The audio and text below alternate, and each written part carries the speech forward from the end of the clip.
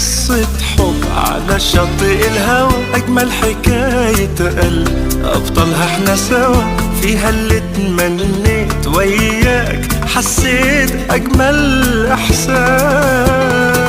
أحلى كلام بالعين قلناه لبعضنا، ضحكة قلوبنا حنين، ونسينا نفسنا ونسينا كل الناس، أنا وإنت خلاص خلاص هنعيش.